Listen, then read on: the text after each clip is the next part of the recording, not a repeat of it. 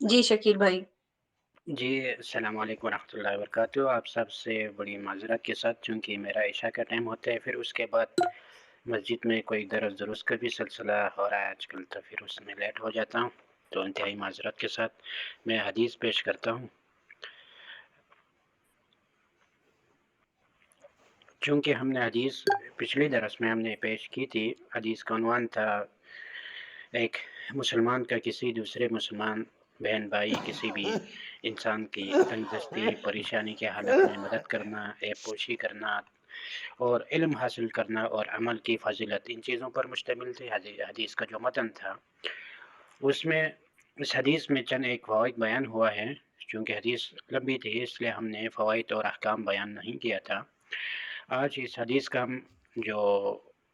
چند ایک احکام اور فوائد بیان ہوا ہے اس کو سامنے رکھنے کی کوشش کرتے ہیں۔ اس حدیث میں بہت ساری اصول، قواعد اور معاشرتی آداب بیان ہوا ہے۔ ان میں سے ایک یہ ہے کہ اسلامی اخوت اور بھائی چارگی کا تقاضا یہی ہے کہ علم حاصل کرے اور قرآن مجید کی فہم و تدبر حاصل کرے، قرآن مجید کی تلاوت کرے اور اس پر عمل کرے، اور اس کے ساتھ ساتھ قرآن مجید کی نشر و اشاعت اور اس کے پیغام کو پھیلانے کی کوشش کرے۔ اس کے لیے وقت دے، ٹائم دے، اور اس کے لیے ہر طرف سے وسائل جو ہے اس کو خرچ کیا جائے۔ اور ایک فائدہ جو اس میں بیان ہوا ہے کہ مسلمان مشکلات میں اپنی کسی بھی مومن کے کام، بھائی کے کام آنے کی صورت میں اللہ تبارک و تعالیٰ نے اس سے اجر عظیم کا وعدہ فرمایا ہے۔ اگر آپ کسی مسلمان کی، کسی بھائی کی، کسی بھی انسان کی، خواہ مالی طور پر مشکلات ہو یا معاشی ہو یا ذہنی طور پر ہو یا نفسیاتی طور پر ہو یا سماجی طور پر کوئی پریشانی ہو یا کوئی اور عمل ہو بیماری کی شکل میں، کسی بھی شکل میں، تو اگر آپ ان سختیوں کو، ان پریشانیوں کو دور کرنے میں اپنے بھائی کی مدد کریں گے تو اللہ تبارک و تعالیٰ کل قیامت کے دن قیامت کی سختیوں میں سے آپ کی سختیوں کو دور کریں گے اور ان سختیوں سے آپ کی حفاظت فرمائے گا۔ حدیث میں آیا ہے کہ جو کوئی بھی مسلمان کسی دوسرے کی تنگ دستی کی حالت میں دوسرے بھائی کی اس پر آسانی کریں گے تو اللہ تبارک و تعالیٰ اس کے لیے آسانی پیدا کریں گے۔ اگر کوئی انسان کسی قرض دار کو فراخی آنے تک مہلت دے یا قرض کا کچھ حصہ معاف کرے، یا اگر چھوٹی سی قرض ہو، کم قیمت والی چیز ہو تو اس کے لیے معاف کر دے، یا اس کی پریشانی کو دیکھ کر وہ مزید تعاون کرے، تو اللہ تبارک و تعالیٰ نے اسے اس کی اس عظیم عمل پر صبر و شکر اور اجر کی خوشخبری دی ہے، اور اللہ تبارک و تعالیٰ دنیا میں بھی اور آخرت میں بھی اس کے ساتھ آسانی والا معاملہ فرمائے گا، جس طرح وہ اپنے بھائی اور اللہ کے بندے کے ساتھ آسانی کا معاملہ کر رہا ہے۔ حدیث میں مسلمانوں کے پوشی کی فضیلت بیان ہوا ہے۔ وہ ایک خواہ شکل کی صورت میں ہو، شکل و صورت کی صورت میں، یا جسمانی طور پر ہو، یا اس کی کردار کے حوالے سے ہو، قول فعل یا اخلاق سے متعلق ہو، ان تمام چیزوں میں ایک مسلمان کو حتی الامکان پوشی کی درس دی گئی ہے۔ اور ایک اور حدیث میں بیان ہوا ہے، اللہ کے رسول نے فرمایا کہ اے لوگوں جو زبانی طور پر ایمان لائے ہو اور ایمان ان کے دلوں میں داخل نہیں ہوا ہے، مسلمانوں کے غیبت سے بچو، ان کی عیبوں کی تلاش میں نہ لگو، کیونکہ جو کسی دوسرے مسلمان بھائی کی عیب کی تلاش میں رہتا ہے، اللہ تعالیٰ اس کی عیب کی تلاش میں رہے گا، اور جو آدمی کسی دوسرے کی عیب کی تلاش کرے گا، اللہ تعالیٰ اس کے عیب کو بھی عیاں کرے گا، خواہ وہ اپنے گھر کے اندر چھپ کر بھی رہے۔ اس سے یہ واضح ہوتا ہے کہ جو شخص علانیہ طور پر فسق و فجور کا مرتکب ہو، اس کے اوپر بات کرنا، اس کی کردار کو، اس کی غلطی کو، اس کے فسق و فجور کو واضح کرنا، یہ غیبت میں شامل نہیں ہے، بلکہ لوگوں تک اس کی حالت کو بیان کرنا جہاں ضروری ہو تاکہ لوگ اس کی شر سے بچے۔ آپ کی اور ہماری نیت یہ ہونا چاہیے کہ لوگ اس کی شر سے محفوظ رہے، نہ کہ اس کی ذات کو ٹارگٹ بنانے کا نیت ہو، تو اس صورت میں یہ جائز ہے،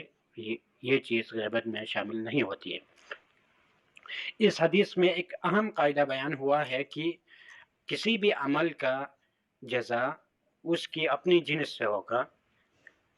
کہ آپ کسی پر آسانی کریں گے تو اللہ تعالیٰ آپ پر آسانی کریں گے، آپ کسی کے پوشی کریں گے اللہ تعالیٰ آپ کی پوشی رکھے گا کرے گا، اور اس ضمن میں آپ کسی پر مہربان ہوں گے اللہ تعالیٰ آپ پر مہربان ہوں گے۔ اللہ تعالیٰ ایک اور حدیث میں رسول اللہ صلی اللہ علیہ وسلم نے فرمایا کہ اللہ تعالیٰ بے شک ان بندوں پر رحم فرماتا ہے جو دوسروں پر رحم کرتے ہیں۔ حدیث میں ایک مسلمان کو دوسرے کے ساتھ تعاون، اس کی ضرورت پورے کرنے اور اس کی حاجت کی تکمیل کے لیے سعی اور کوشش اور لگن کی ترغیب دی گئی ہے۔ کسی ایسے شخص کے پاس کسی کے کام کے لیے جائز انداز میں سفارش کرنا بھی تعاون کی ایک صورت ہے جہاں سے ضرورت پوری ہو سکتی ہے۔ اور رسول اللہ صلی اللہ علیہ وسلم کے پاس جب لوگ اپنی حاجت لے کر آتے تھے دنیاوی، تو آپ صلی اللہ علیہ وسلم فرماتے تھے اشفعوا تؤجروا، تم لوگ سفارش کرو میں تو دے رہا ہوں، اگر تم میں سے کوئی اس کی سفارش کرتے ہیں تو تمہیں بھی تمہیں بھی اجر ملے گا۔ ایک آدمی آیا تو آپ صلی اللہ علیہ وسلم نے حضرت ابوبکر سے یہ بات کی، تو حضرت ابوبکر نے اس کی سفارش کی تو آپ نے اس کے لیے اپنے جو صدقے کے مال سے جو مقرر اس کا حق بنتا تھا وہ دے دیا۔ اس حدیث میں علم حاصل کرنے والے کے لیے جنت کے راستہ آسان بنانے کی ضمانت دی گئی ہے، چونکہ علم حاصل کرنے میں بہت ساری کٹھن مصائب مشکلات کا اس کو صبر کرنا ہوتا ہے، مشکلات کا اس کو سامنا ہوتا ہے، تو اس کی عوض میں اس کے بدلے میں اللہ تبارک و تعالیٰ اس کے لیے جنت کا راستہ آسان کر دیتا ہے۔ حدیث میں مسجد میں اکٹھا ہو کر قرآن مجید کی تعلیم و تلاوت، درس و تدریس کے بارے میں فضیلت بیان ہوا ہے۔ ظاہر ہے یہ مسجد کے ساتھ خاص ہے، لیکن صحیح مسلم کی ایک اور روایت میں مسجد کا ذکر نہیں آیا، بلکہ عمومی طور پر قرآن مجید کی تعلیم و تربیت، درس و تدریس پر فضیلت بیان ہوا ہے۔ تو یہ آپ جہاں بیٹھ کے کسی بھی مقام پر بیٹھ کے قرآن مجید کی تلاوت کرتے یا تعلیم درس تدریس دیتے ہیں تو اس فضیلت میں شامل ہو جاتا ہے۔ اللہ تعالیٰ کے ہاں نیک بندوں کا مقام ان کے عمل اور کردار اور تقوی کے ذریعے ہے، حسب نسب کا کوئی عمل دخل نہیں ہے۔ اسی لیے رسول اللہ صلی اللہ علیہ وسلم نے حجۃ الوداع کے موقع پر فرمایا کہ نہ کسی عربی کو کسی اجمی پر، نہ کسی کالے کو کسی گورے پر، نہ کسی کو کسی کی نسب کے اوپر کسی کے حسب کی بنیاد پر کوئی فضیلت نہیں ہے۔ اگر اللہ کے ہاں کوئی فضیلت کسی کو حاصل ہے تو اس کی بنیاد تقوی پر ہے۔ فرمایا ان اکرمکم عند اللہ اتقاکم، اللہ کے نزدیک تم میں سے سب سے زیادہ عزت والا وہ ہے جو تم میں سے سب سے زیادہ اللہ سے ڈرنے والا، اللہ کا خشیت اختیار کرنے والا، اللہ کے احکامات پر عمل کرنے والا ہو۔ رسول اللہ صلی اللہ علیہ وسلم نے ایک اور حدیث میں فرمایا اللہ تبارک و تعالیٰ تمہارے جسموں تمہاری صورتوں کو نہیں دیکھتا بلکہ تمہارے دلوں اور تمہاری اعمال کو دیکھتا ہے، کہ وہ تمہاری دلوں کو دیکھ کر اور اعمال کو دیکھ کر اسے مقام عطا کرتا ہے، اللہ کا حبیب بنتا ہے۔ کسی کے حسب نسب، کسی کی مال و دولت کی بنیاد پر اللہ تعالیٰ کی قربت اور اللہ تعالیٰ کے انعام اسے حاصل نہیں ہوتا ہے۔ چند ایک احکام اس حدیث سے بیان ہوا ہے۔ اللہ تبارک و تعالیٰ سے دعا ہے کہ اللہ تبارک و تعالیٰ ہمیں توفیق دے جو کچھ یہاں بیان ہوا ہے اس پر عمل کرنے کی، اور ہم سب کو اللہ تبارک و تعالیٰ ہر طرح کی دنیا کی فتنوں سے محفوظ رکھے۔ اچھا، آپ لوگوں کی اجازت سے اگر اجازت دے تو آپ لوگوں کو پھر تفسیر کی طرف لے کر آتا ہوں، چونکہ میں نے وقت لیا ہے تو میں تلاوت کرتا ہوں ان آیت کی سیدھا پھر جو نا شاہد بھائی تفسیر کنٹینیو کریں گے۔ اعوذ باللہ من الشیطان الرجیم۔ اذ قال اللہ یا عیسیٰ انی متوفیک ورافعوک الی ومطہروک من الذین کفروا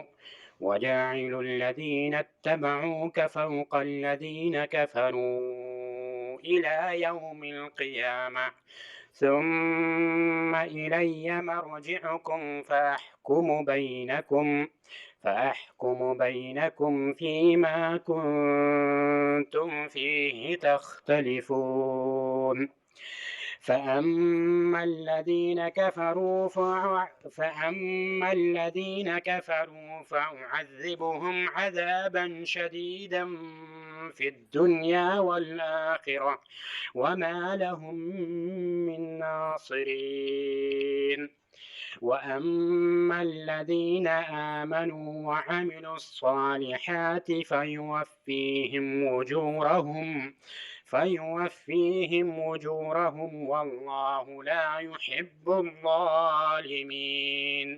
ذلك نتلوه عليك من الآيات والذكر الحكيم. إن مثل عيسى عند الله كمثل آدم خلقه من تراب ثم قال له كن فيكون.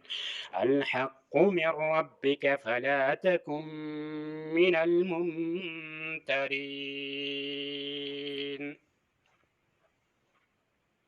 صدق الله العظيم. جزاك الله.